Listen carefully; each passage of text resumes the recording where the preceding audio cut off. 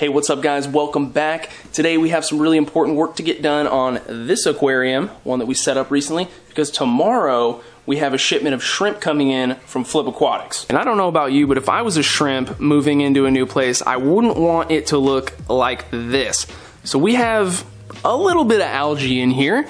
Nothing atypical for a new aquarium, but I definitely want to spruce this up and get the tank looking good for our new inhabitants. So this tank looked really good for the first week that it was set up. I mean, there was no algae, water was super clear, everything was going perfectly. But I knew that wouldn't last forever, right? It never does. So it was literally like, I came out to the tank the next day, it was like the 8th or 9th day, and it was just like a light switch. All of a sudden, there was a little bit of algae I kind of noticed all over the tank, just kind of like what you just saw, but it only took one more day. Coming out the next day, there was 4 times as much. Typical algae, typical new tank. This tank is now about 3 weeks old, and I've done a big clean on it twice already.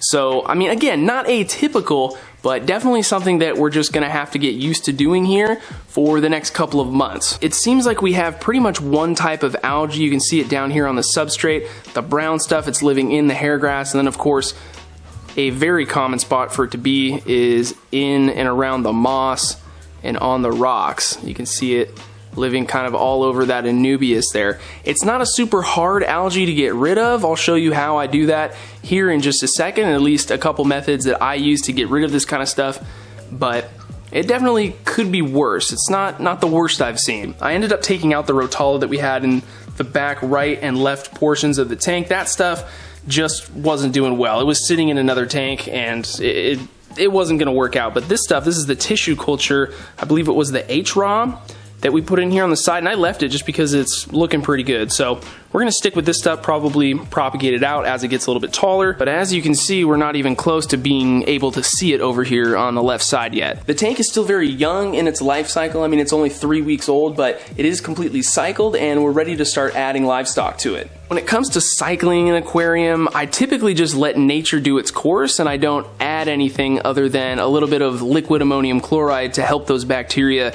get a start. I don't think it's completely necessary to have to buy products like bacteria and things like that, but this time I decided to use some products that are made by Brightwell Aquatics. They were the company that helped sponsor Rob's shrimp tank, the 480-gallon shrimp aquarium that I helped set up. A lot of you guys probably remember that and saw that video. Super fun project. They provided a lot of the supplies for the aquarium, like the substrate, and they sent him a ton of additives.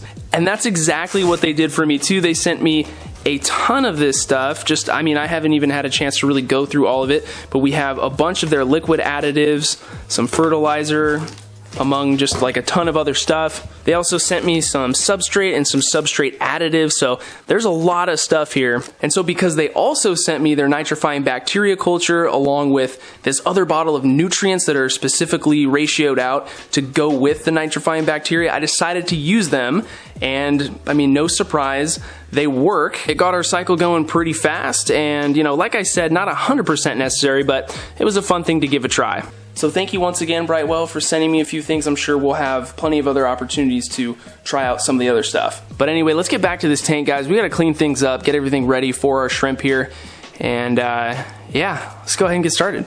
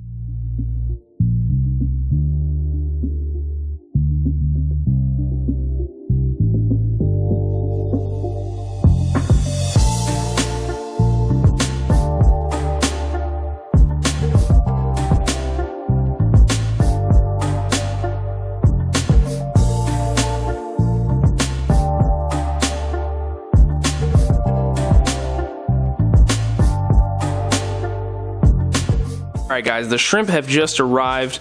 Got them inside. They had basically no amount of time. They were waiting on my porch. Let's check these guys out. If I can manage to get this out, they're going crazy. So check it out. We have, I don't know how many, but we have a bunch of crystal red shrimp. These things are gonna be awesome in that tank, I think, at least.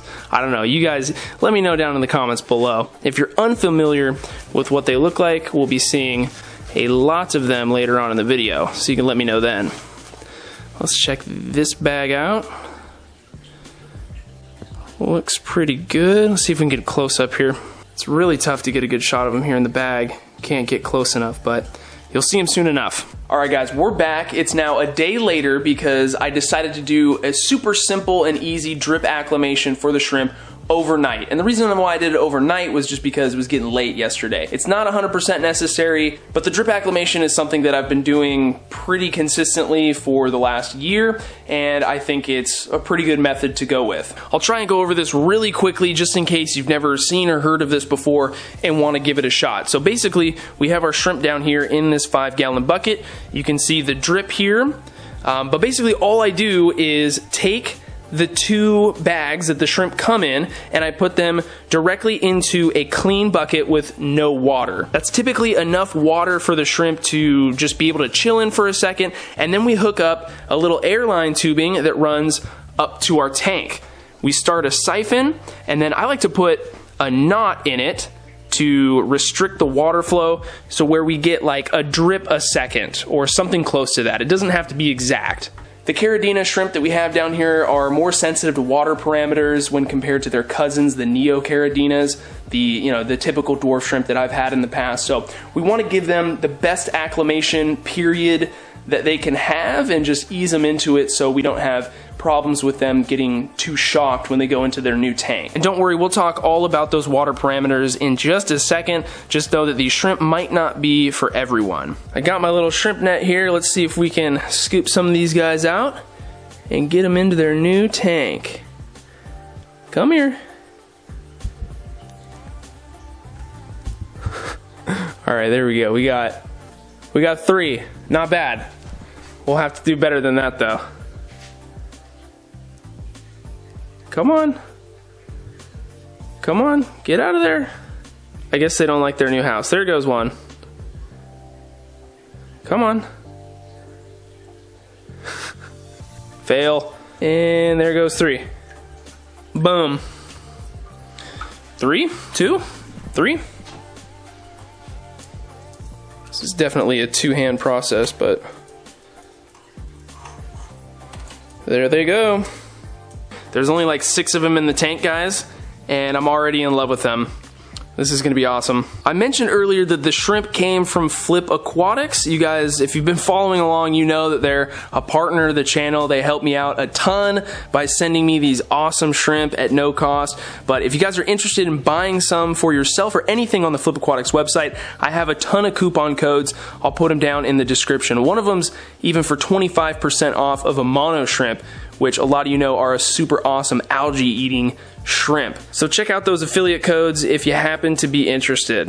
All right, guys, we got all the shrimp in the tank. Now let's talk about water parameters. Now this is something that you definitely want to determine before you buy these shrimp. That's exactly what I did. See, I already know that the water parameters that Rob keeps these shrimp in is very close to the water parameters that I have naturally. I do have to alter the parameters slightly with some GH booster, but other than that, I'm good to go. And I'm super lucky that that's the case for me. A lot of other people have really hard water naturally out of their tap, so they're forced to have to use RO DI water and then remineralize. Luckily, I don't have to do that, but that is an option for you guys if you have super hard water coming out of the tap. And that's simply because these Caridina shrimp need to be in soft acidic water. Now everybody's gonna have a slightly different range of what parameters are best for these shrimp, but typically a good set of guidelines are on the screen right now. So a temperature between 68 and 72 degrees Fahrenheit, a pH between 6 and 7, you really wanna be below that 7 mark.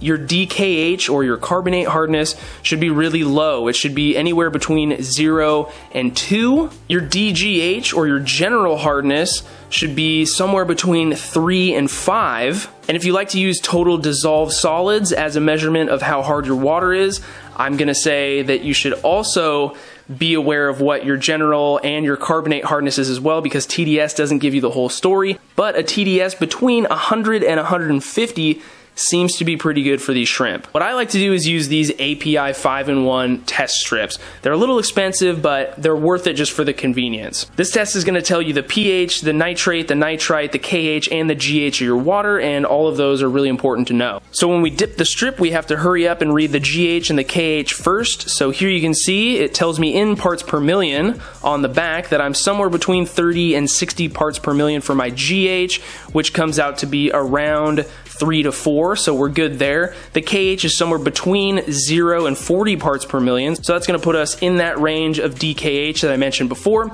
and our pH here is about 6.5. If we waited the minute or 2 minutes, whatever it is, we would also get a reading for nitrite and nitrate, and they would both be 0. So we're kind of in a perfect zone here, guys. All of our parameters fit pretty much exactly what these shrimp want to have, and so just keep that in mind. If you want to get these shrimp and your parameters, like let's say it's really hard for you to get your parameters to that point and you don't want to fuss with having to remineralize water, whether it be your tap because it's too acidic, or having to do a bunch of other things to lower your pH and your hardness because your water's just too hard, then maybe these are a shrimp that you should avoid. Now that's not to say if 1 or 2 of your parameters are slightly outside of the range I gave that you won't be successful. I mean, this is a hobby where there's definitely a gray area, but I think you always, as a responsible aquarist, you want to try and do your best to give the organisms you're keeping the best environment that they can have.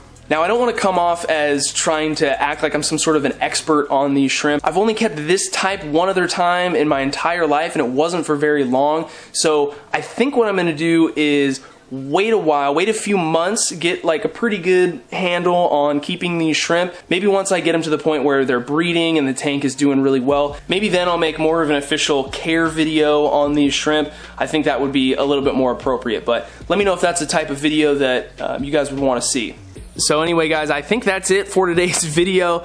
These shrimp are so cool. I mean, they really pop. They're hard to see on the substrate here, but I mean, you can still tell they're there. You can see the red in them, but over here in the hairgrass, man, dang, those things look cool. Scaling the mountains over here, where, oh, there's none there, but you get the point. This is just gonna be a really fun tank. I can't wait to add more to it. I think I definitely want to do some more of these shrimp. Hopefully, like I said, we get them to breed and we don't have to get more of them, but I'm definitely already thinking of specific fish choices for this aquarium. We're pretty much limited to nano fish. Can't do anything like what we have over here. If these shrimp manage to climb over, I better drain this water down. If they somehow climbed over, they'd be toast in here. But anyway, I think, well, wasn't I trying to wrap this video up? I think I was. So anyway, thank you so much for watching, guys. Don't forget to subscribe if you're new. Hit the notification bell so you know when I upload the next video. Thanks again, guys. We'll see you next time.